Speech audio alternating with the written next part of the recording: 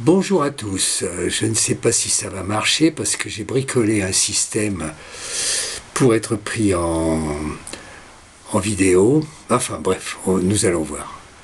Je vais vous parler de la lumière, de la gravitation, de l'espace et du temps, mais je ne vais pas vous exposer et vous expliquer les théories existantes à notre époque sur ces sujets.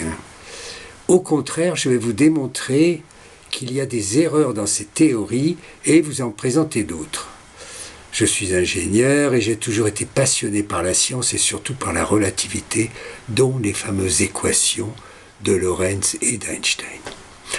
Au départ, j'étais admiratif, mais comme de nombreux lecteurs, j'étais choqué que la vitesse de la lumière avait toujours la même valeur, quelle que soit la vitesse de l'endroit où on la mesure. Elle était la seule entité à ne pas suivre la loi classique d'additivité des vitesses. C'est pourtant une loi fondamentale de l'univers. Elle est valable quelle que soit l'entité, que ce soit un objet, une masse, une onde. Si un véhicule vient vers vous, vous le croiserez à une vitesse qui est la somme de vos vitesses et la différence s'il va dans le même sens. C'est connu, on l'applique tous les jours.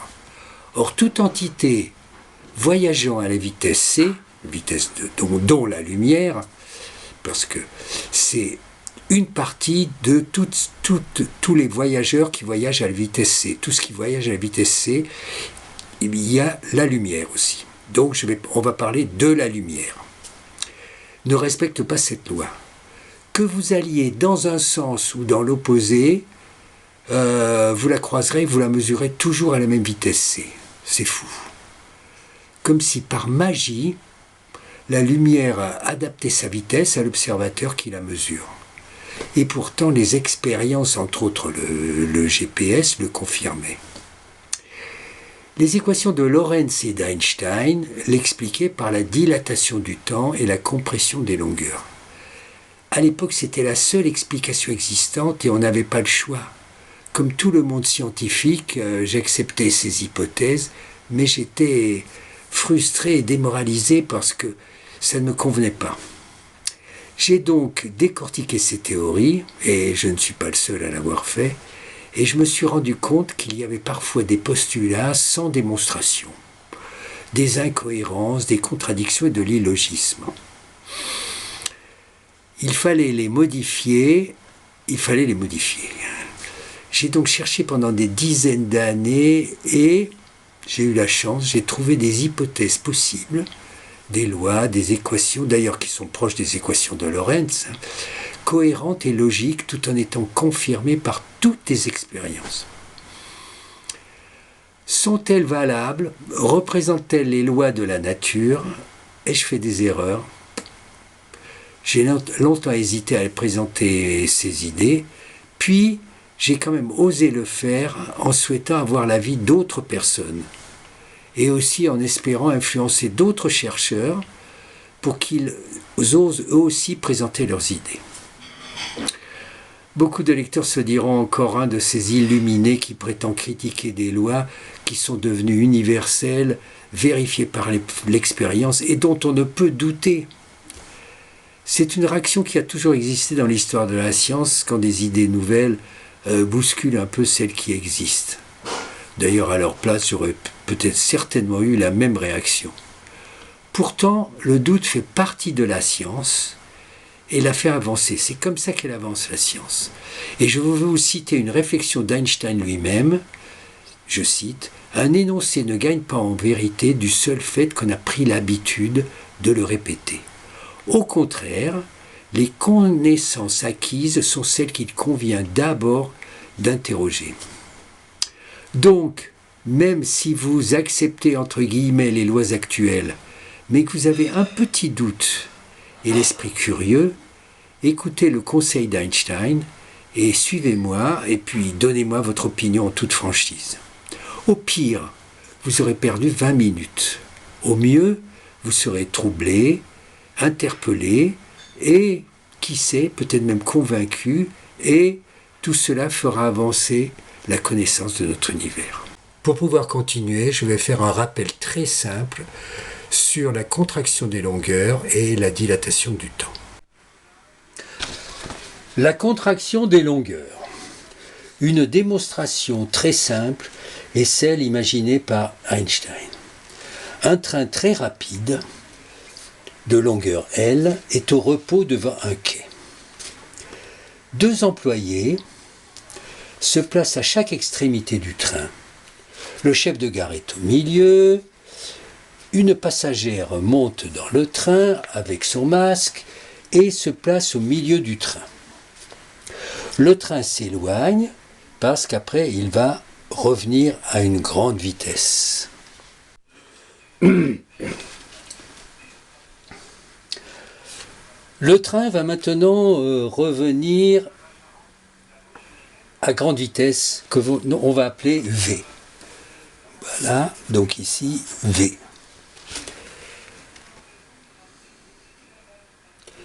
Les deux employés allument un flash quand une extrémité du train, avant et arrière, est en face de leur repère.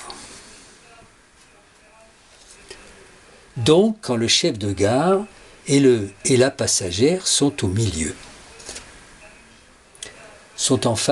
ils sont en plus en face l'un de l'autre. La lumière ayant une vitesse finie, les signaux lumineux vont voyager. Donc, on va avoir ici les signaux lumineux qui vont voyager, et qui vont aussi voyager vers la passagère.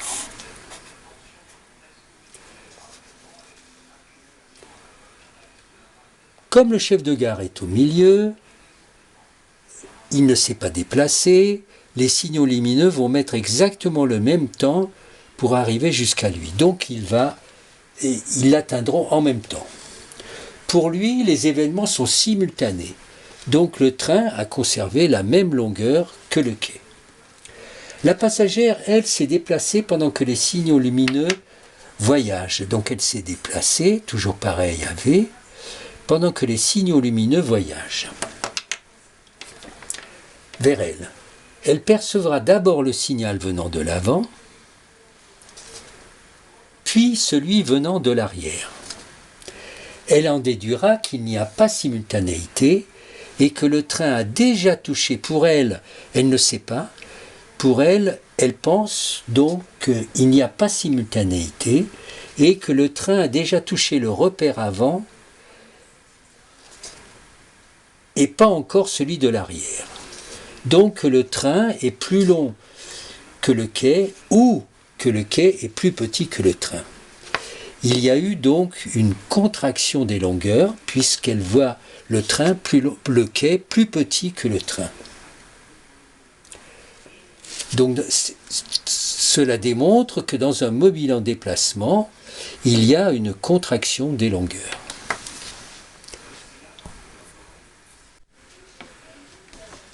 Pour le calcul de cette contraction des longueurs, il est plus simple de dire que le passager voit défiler les rayons venant de l'avant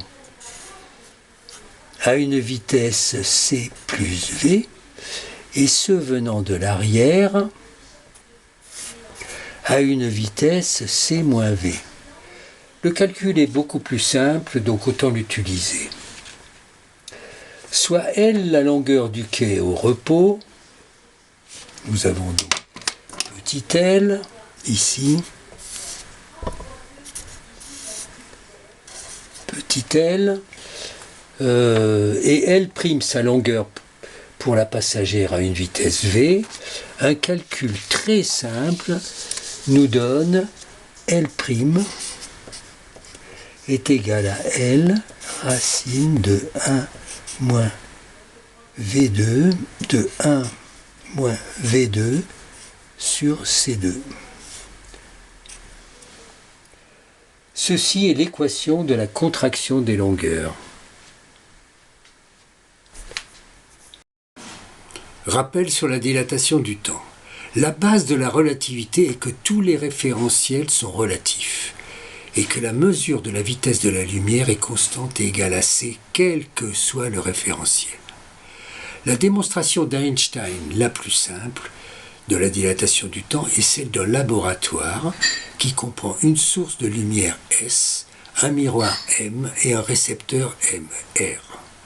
On mesure le temps du trajet de la lumière de S à M puis R, d'abord sur Terre, et ensuite ce laboratoire se déplace à une vitesse V par rapport à la Terre. Et on mesure le temps. Et ensuite on va comparer les temps. Voici donc le laboratoire. Pour l'instant, il est sur Terre et il est immobile sur Terre. Donc nous avons dans le laboratoire un émetteur de lumière qui va envoyer un rayon sur le miroir M, lequel va le réfléchir sur le récepteur R, et nous allons compter le temps aller-retour EMR et nous allons l'appeler petit t. Le laboratoire se déplace à une vitesse V. Donc tout va changer parce que les temps vont être beaucoup plus longs, c'est un peu plus compliqué parce que le rayon lumineux qui part du miroir M, une partie du rayon lumineux, va se déplacer dans l'espace indépendamment et pendant ce temps le miroir lui se déplace à la vitesse V. Donc on voit que le temps va être beaucoup plus long. Donc ici le temps aller et retour EMR sera, on va l'appeler T'. Et puis, par un calcul simple de trigonométrie, nous arrivons très facilement à l'équation donc du temps de T' en fonction de T. T' égale T racine de 1 moins V2 sur C2. C'est l'équation 2. Donc de là, nous avons les équations espace-temps de Lorentz, qui sont x' égale x moins vt sur racine de 1 moins v2 sur c2, y' égale y, z' égale z, t' égale t moins vx sur c2, racine de 1 moins v2 sur c2, sachant que k' se déplace à v dans k, et que les coordonnées de k sont x, y, z, t, k', x', y', z', t'.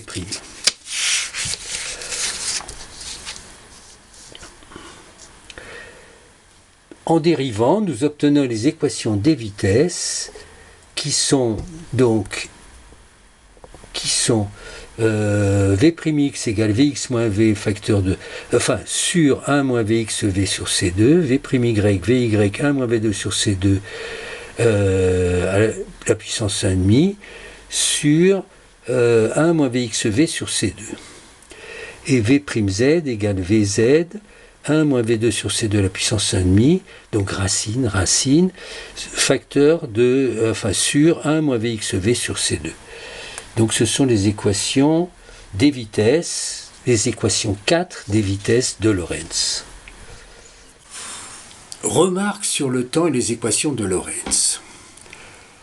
Science ou prestidigitation. En calculant la vitesse de la lumière par les équations 4, de Lorentz, dans un référentiel quelconque, nous trouverons toujours C, quelle que soit la vitesse et le sens de ce référentiel. Ce qui était prévisible puisque la dilatation du temps était calculée en supposant la vitesse de la lumière constante. Ce n'est pas scientifique, c'est de la prestidigitation. Cette invariance est valable aussi pour tout corps qui pourrait naviguer à une vitesse C. Si un corps donc pouvait naviguer à 300 000 km/s, avec les équations de Lorentz, on trouverait 300 000 km/s dans tous les référentiels. Par contre, à 299 999,99 km/s, les vitesses seraient différentes dans tous les référentiels. Ce n'est pas sérieux. On a l'impression que ces équations ont été créées pour que le chiffre C, 300 000, devienne invariant. Les équations de Lorentz sur le temps sont contradictoires. Il y a deux équations de Lorentz pour calculer la dilatation du temps. Les équations de Lorentz sur la dilatation du temps sont contradictoires.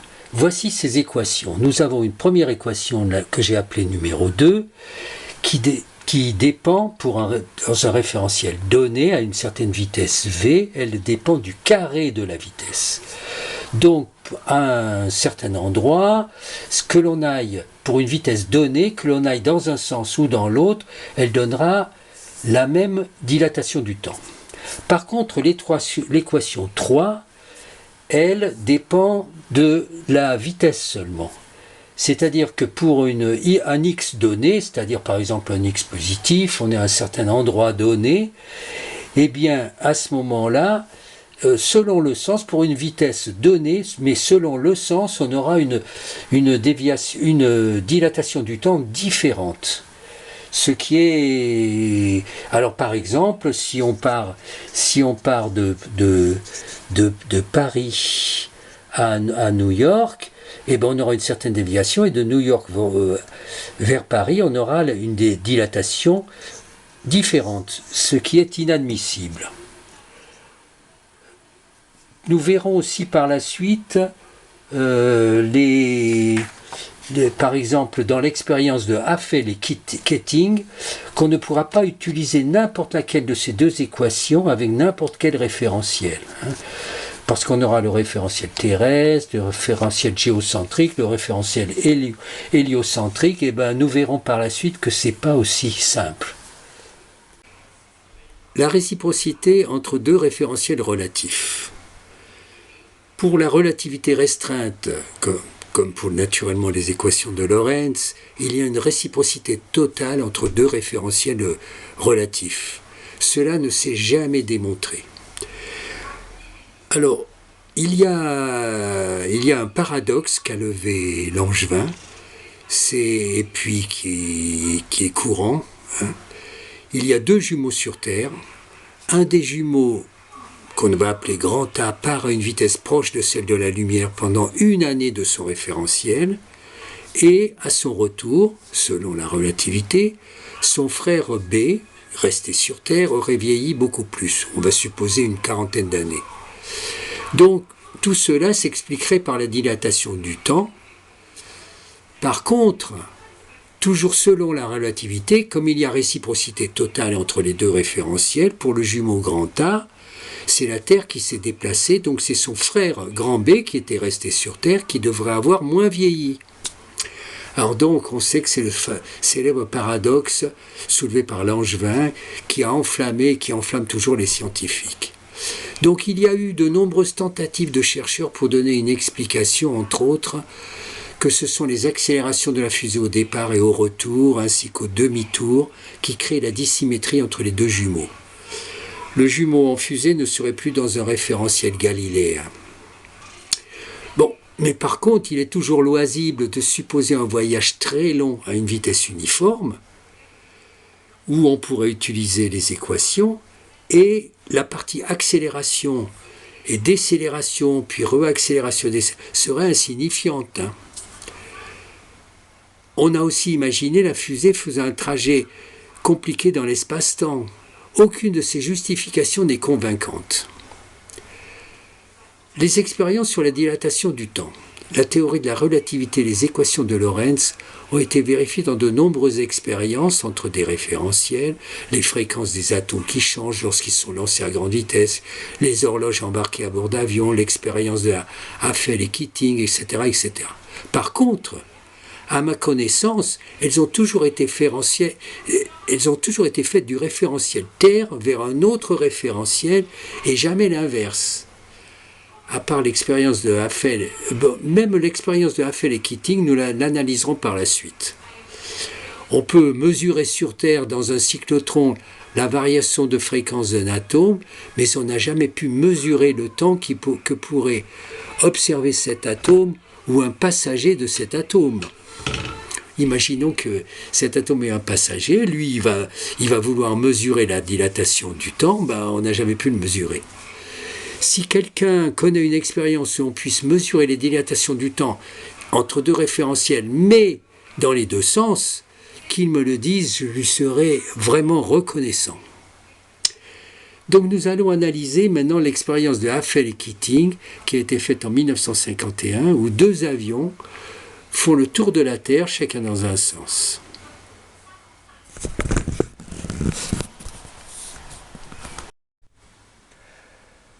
L'expérience de Haffel et Keating. 2 avions font le tour de la Terre, d'est en ouest et d'ouest en est.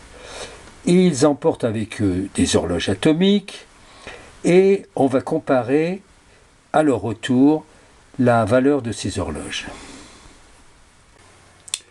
Donc dans cette expérience de Hafele et Keating, donc les avions partent et puis au retour, on compare leurs horloges. Et leurs horloges sont décalées de 332 nanosecondes. Donc j'ai pu lire par Internet les calculs effectués par un scientifique pour trouver la dilatation du temps subie par ces 2 avions, le calcul théorique. On peut trouver ces calculs sur Internet. Les calculs sont clairs et le résultat est de 334 nanosecondes, donc il est proche de cette expérience. Par contre, pour ces calculs, le scientifique a utilisé l'équation 2 et le référentiel géocentrique. Donc justement, l'équation 2, c'est celle-ci. L'équation 2. J'ai refait les calculs en utilisant la même équation 2, mais dans le référentiel terrestre. Parce que lui, il l'avait fait dans le référentiel géocentrique. Donc, la vitesse dans ce référentiel, avec l'équation 2, les vitesses des avions sont égales, puisqu'il y a la même dilatation du temps. Donc, les calculs donnent des résultats différents de l'expérience. Il n'y a plus de décalage entre les 2 horloges. J'ai aussi refait les calculs, cette fois en utilisant l'équation 3 et dans le référentiel géocentrique. Et si je ne me suis pas trompé, les résultats sont aussi différents de l'expérience. C'est un point. D'autre part, paradoxalement, cette expérience démontre qu'il ne peut y avoir de réciprocité entre 2 référentiels relatifs. En effet, d'après la relativité, comme il y a une réciprocité totale entre 2 référentiels en mouvement uniforme, pour le référentiel des avions, pour les pilotes, c'est la Terre qui se déplace. Ils devraient donc au retour constater une dilatation du temps de l'horloge qui est restée sur Terre. Or, c'est le contraire qui s'est produit. Comme eux, il y a eu dilatation, donc pour eux, les pilotes, ils voient une contraction du temps sur la Terre. Donc cette expérience, paradoxalement, cette expérience prouve bien qu'il n'y a pas de réciprocité entre 2 référentiels. Naturellement, on peut encore dire que c'est à cause des phases d'accélération que l'on n'était plus, comme je l'ai dit tout à l'heure, qu'on n'était plus dans un référentiel galiléen, mais là encore, il faut relativiser, sans jeu de mots. En effet, la phase d'accélération, décollage et atterrissage, elle va durer tout au plus 20 minutes maximum. Et le vol uniforme va durer une quarantaine d'heures. C'est d'un rapport de 0,8% environ. C'est trop faible pour avoir une influence. Conclusion sur la dilatation du temps et les équations de Lorentz.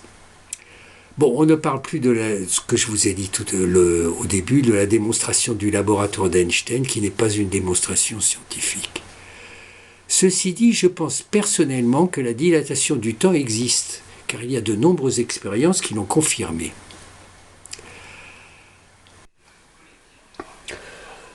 Nous venons de décrire et de démontrer que les erreurs de la relativité et des équations de Lorentz.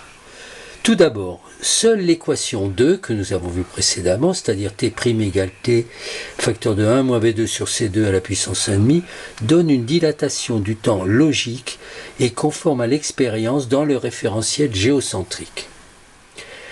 Deuxièmement, il faut l'admettre, il n'y a pas de réciprocité entre 2 référentiels relatifs. Nous allons maintenant faire un retour sur la vitesse de la lumière.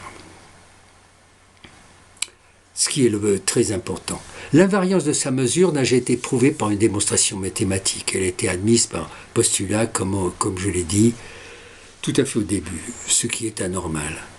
Comme nous nous déplaçons dans l'espace, cette mesure devrait varier selon les directions. Il fallait pouvoir la mesurer sur Terre. C'est au XIXe siècle qu'ont commencé les mesures de plus en plus précises de la vitesse de la lumière sur Terre. Fizeau, Foucault, puis Cornu ont conçu des machines à roues dentées ou à miroir tournant. Ces mesures étaient ingénieuses, certes, mais insuffisamment précieuse pour détecter une différence selon les directions. Au XXe siècle, avec la compréhension de sa nature corpusculaire et ondulatoire, on a cherché à la mesurer par sa longueur d'onde. C'est l'expérience de Michelson et Morley. Cette expérience historique consistait à faire parcourir la lumière en aller et retour par un jeu de miroirs. L'analyse des interférences permettait de comparer les temps de trajet, donc les vitesses aller et retour selon les directions. Rappel sur l'expérience de Michelson et Morley. Elle se compose d'une source S, d'un miroir grand A translucide et incliné à 45 degrés et de deux autres miroirs B et C. Une partie des rayons issus de S se réfléchissent sur les miroirs A puis B. Une autre partie traverse A et se réfléchissent en C. On obtient des franges d'interférence entre ces deux rayons. Maintenant, on fait basculer l'ensemble de 90 degrés, puis de 180 degrés, et on constate que les franges ne se sont pas déplacées. Les temps de trajet ont donc été identiques. La vitesse de la lumière serait la même quelle que soit sa direction, donc quelle que soit la vitesse de la Terre. Le résultat était que, quelle que soit la direction, les interférences ne se déplaçaient pas. Cette expérience est devenue une référence, et elle a été interprétée comme la démonstration de la constance de la mesure de la vitesse de la lumière, quelle que soit sa direction. C'est faux, ceci est faux. C'est la vitesse moyenne aller-retour qui est constante, et non pas la vitesse directe. J'ai appelé vitesse directe le quotient sur un aller simple d'une distance sur un temps mis à la parcourir. Tout simplement. Entre autres de la gravitation, du déplacement de l'observateur, etc. C'est sa vitesse réelle, fondamentale. On va l'appeler provisoirement vitesse propre de la lumière. Je n'ai pas osé l'appeler absolue. C'est une découverte géniale. Par contre, l'expérience de Michelson et Morley ne nous a rien apporté quant à sa mesure directe sur Terre. Vous vous dites peut-être que le plus important, c'est de connaître sa vitesse réelle, sa vitesse de base, et que sa mesure sur Terre est secondaire. Détrompez-vous. Sa mesure sur Terre est aussi importante car elle nous permettra de savoir quels sont les phénomènes physiques, entre autres la gravitation, qui influence sa vitesse. La découverte du GPS, indépendamment de son utilisation, a apporté enfin cette information essentielle sur le comportement de la lumière sur Terre. Le GPS. Les satellites GPS envoient des signaux lumineux synchronisés grâce à des horloges atomiques. Les récepteurs terrestres peuvent calculer la différence en temps entre les signaux reçus de deux satellites et, comme le GPS a été conçu en admettant, en pariant que la mesure de la vitesse de la lumière sur Terre était constante, trouver ainsi les positions géographiques sur Terre. Le GPS. Un rappel simplifié avec deux satellites. Deux satellites, 1 et 2, synchrones, émettent des signaux. Le terrien grand A les reçoit après des temps petit t1 et petit t2. Il se trouve donc à des distances ct1 et ct2 des satellites. Connaissant la position de ces satellites, il peut calculer la sienne. Si cette position est exacte, c'est que la vitesse de la lumière est la même du satellite 1 vers A et du satellite 2 vers A. Et cela marche. Cela a marché. Les positions, à une incertitude près du GPS, étaient exactes. Cela voulait dire que l'hypothèse de départ était juste. La mesure de la vitesse de la lumière sur Terre est constante, mais à l'incertitude du GPS près, quelle que soit sa direction. Pourtant, comme nous l'avons dit, la Terre tourne sur elle-même autour du Soleil. Le système solaire se déplace selon la loi d'additivité des vitesses. On devrait avoir des valeurs différentes selon les directions. L'explication de la relativité de Lorentz était que c'était dû à la dilatation du temps. Cela n'explique rien. En effet, on en revient au début de cette présentation. La dilatation du temps va modifier la vitesse, certes, mais pour une vitesse donnée v, elle sera la même quel que soit le sens de v, puisque la dilatation est fonction de v2 et non de v. Un observateur immobile sur la Terre a donc la vitesse de la Terre en cet endroit. Soit, dans le cas 1, un rayon parallèle et de même sens que V. La correction due à la dilatation du temps est fonction de l'équation 2, T' égale T racine de 1 moins V2 sur C2. L'observateur verra donc le rayon lumineux à une vitesse de C moins V delta V. Cas numéro 2. Le rayon est de sens contraire. Delta V aura toujours la même valeur car le T' égale T et V est au carré. Il verra donc le rayon à une vitesse de C plus V delta V. Ce n'est pas du tout la même valeur. D'autre part, nous avons vu que cette dilatation repose sur le postulat de l'invariance de la vitesse de la lumière. Ce tour de passe-passe n'est pas une démonstration. Ce n'est donc pas la dilatation du temps qui est la cause de l'invariance de la vitesse de la lumière. Je vous ai donc exposé les erreurs de la relativité et des équations de Lorentz. Ces erreurs, elles sont évidentes. La nature a des lois différentes et maintenant il faut les trouver. J'ai donc cherché, comme d'autres curieux tenaces, et cela m'a pris des années avec des moments de découragement et certains de joie. Les hypothèses et lois que je vais vous présenter sont confirmées par les expériences. J'ai même imaginé aussi d'autres expériences. Comme je pense que le doute fait partie de la science, je me dois de l'appliquer à moi-même. Donc je doute et souhaite que des scientifiques me donnent leur opinion, positive ou négative, en toute liberté et franchise. Je les en remercie d'avance. Voici donc mes hypothèses et ma théorie. Tout d'abord, un référentiel universel. La lumière est sensible à la gravitation. L'expérience de 1919 en Amérique l'a démontré. Si nous imaginons un espace, on peut toujours imaginer, sans gravitation ou très éloigné de toute masse, la lumière se propagerait dans le vide à une vitesse fixe c, quelle que soit sa direction.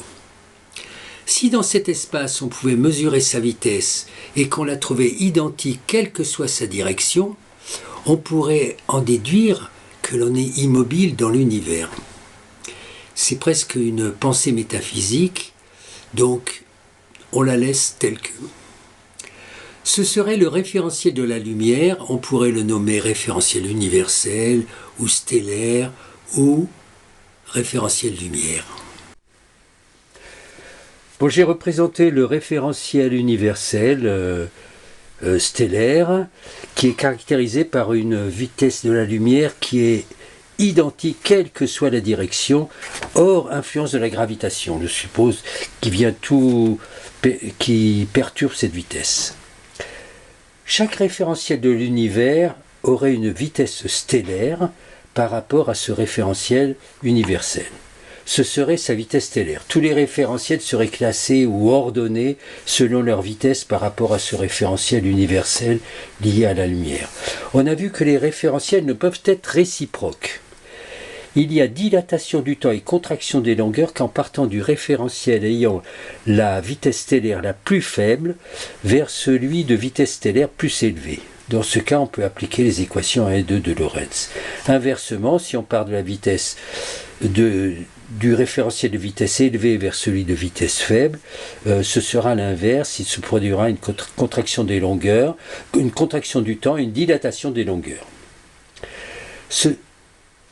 Par exemple, ici nous avons le référentiel numéro 1 qui a une vitesse de 10 km/s, une vitesse stellaire de 10 km/s, le référentiel numéro 2 qui a une vitesse stellaire de 15 km/s.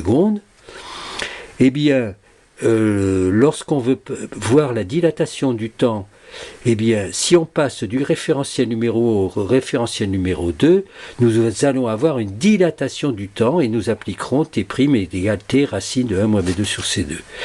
Inversement, si nous allons du référentiel 2 vers le référentiel 1, nous allons avoir une contraction du temps et nous devrons appliquer à ce moment-là T' égale T sur racine de 1 moins B2 sur C2.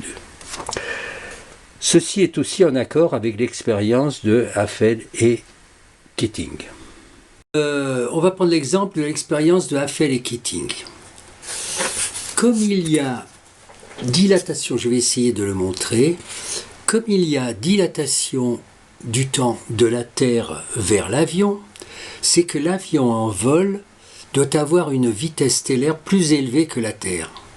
Et il y a contraction du temps de l'avion vers la Terre, ce qui correspond à l'expérience. Les jumeaux de Langevin. Il n'y a plus de paradoxe. C'est le jumeau qui a la plus grande vitesse stellaire qui subira une dilatation du temps, donc qui vieillira le moins. Voici les équations de mon hypothèse. Les équations espace-temps que je propose entre un référentiel K de coordonnées x, y, z, t et un référentiel K', x', y', z', t' seraient les suivantes. Pour la contraction des longueurs, la numéro 1 de Lorentz, qui est vérifiée par toutes les expériences. Pour la dilatation du temps, la numéro 2 de Lorentz, T' égale T1 moins V2 sur C2 puissance moins 1,5, car elle est bien confirmée par toutes les expériences. Par contre, nous ne prendrons pas l'équation T' de Lorentz, la numéro 3, T moins Vx sur C2, 1 moins V2, parce qu'elle n'est pas vérifiée par les expériences. Pour les vitesses, nous avons, pour un déplacement selon l'axe x', nous aurons donc ces trois équations, V'x égale Vx moins V, 1 moins V2 sur C2 à la puissance moins 1, ainsi que V'y et V'z. Donc de même, nous ne prendrons pas les équations de Lorentz des vitesses, pour la même raison, parce qu'elles ne sont pas vérifiées par les expériences, à part la fameuse vérification de la vitesse de la lumière qui est une précipitation. Donc nous ne prendrons pas Vx moins V vecteur de... Sur la lumière et la gravitation, on sait que la lumière a l'équivalent énergétique d'une masse. Sa trajectoire est influencée par un champ gravitationnel. L'observation en 1919 de l'éclipse de soleil en Amérique l'a confirmé universellement.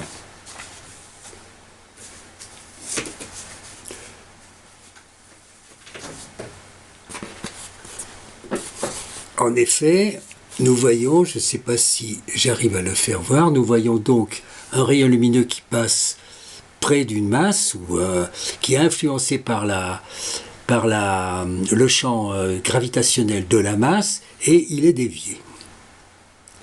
C'est donc l'éclipse de soleil de 1919. Donc si on admet que la lumière est déviée latéralement, pourquoi ne serait-elle pas entraînée longitudinalement, c'est-à-dire selon sa trajectoire? En effet, si nous prenons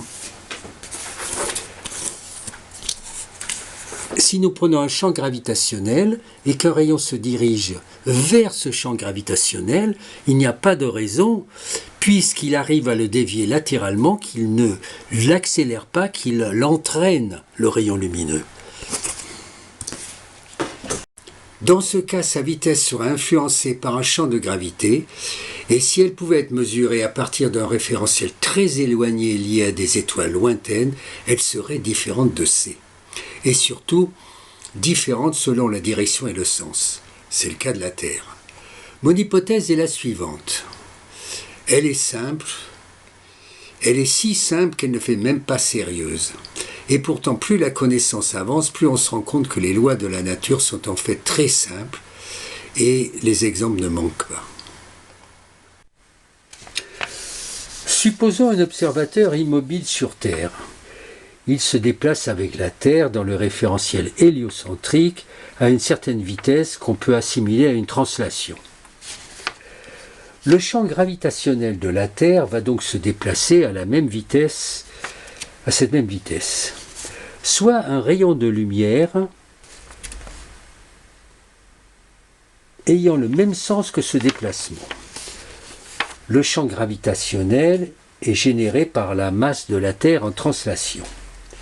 Ce champ va donc se déplacer et entraîner ce rayon. Il va lui donner une vitesse supérieure à c. C plus delta c. Par contre, l'observateur sur Terre tourne dans le même sens que le rayon lumineux. Et d'après la loi d'activité des vitesses, en prenant en compte naturellement les équations relativistes des vitesses, 5, il devrait mesurer une vitesse de la lumière inférieure à c. Donc on a donc deux effets, deux actions contraires, l'une qui diminuerait la vitesse et l'autre qui augmenterait la mesure de la vitesse de la lumière. Donc, y a-t-il une compensation qui ferait que la diminution de la vitesse est compensée par l'augmentation de la vitesse? On a donc deux actions contraires, l'une qui diminuerait et l'autre qui augmenterait la mesure de la vitesse de la lumière. L'action due à la gravitation dépend de la masse de la Terre et de la distance du laboratoire. Donc ces deux actions pourraient avoir des valeurs différentes et ne pas se compenser. Mais comme sur Terre, le GPS nous prouve que la mesure de la vitesse de la lumière est inchangée, à la précision du GPS près, dans toutes les directions, on peut en déduire qu'il y a une certaine compensation entre ces deux actions, et c'est pourquoi la mesure de la vitesse de la lumière nous semble constante. Ce n'est pas une première, la nature nous a montré suffisamment d'exemples de compensation totale entre deux phénomènes, entre autres la masse pesante et la masse inertielle et d'autres. Par contre, et c'est très important, il faut le dire, il n'en serait pas de même sur une autre planète de masse différente où ces deux actions ne se compenseraient pas. Par exemple, si on installait des satellites GPS sur la Lune, il est fort possible que les indications de ce GPS seraient moins précises.